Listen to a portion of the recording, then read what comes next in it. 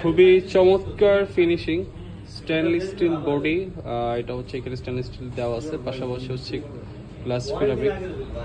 সব থেকে মজার বিষয় হচ্ছে পিক্সেল 7 এর যেটা, সেটা হচ্ছে একদম লুকটা চেঞ্জ আসে, আগে লুক থেকে খুবই গর্জিয়াস লুক আসে।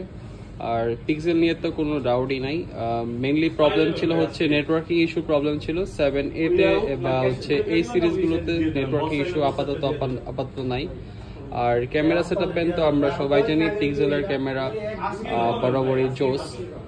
এখানে হচ্ছে 12 megapixel plus 12 megapixel camera use করা হচ্ছে। আর সবচেয়ে মজার বিষয় হচ্ছে ফোনটা কিন্তু একদমই ফ্রেশ কন্ডিশন, বলা যায় কোনো ধরনের স্ক্র্যাচ ডেন্ট কিছুই নেই। আর সাথে including box available, snow white colour, 8 to 56 GB variant, 8 128 GB variant.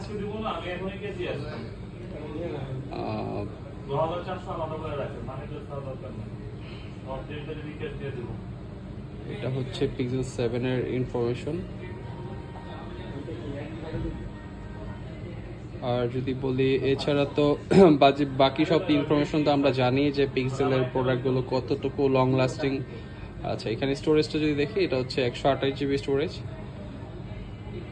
তো এই প্রোডাক্টটা আপনারা চাইলে পারচেজ করতে পারেন। 45,000 টাকা আমাদের হচ্ছে প্রাইস ভ্যালু দেওয়া আছে, সাথে এক্সচেঞ্জ করতে পারবেন, ইএমআই ফ্যাসিলিটি আছে, even cash on delivery option আছে।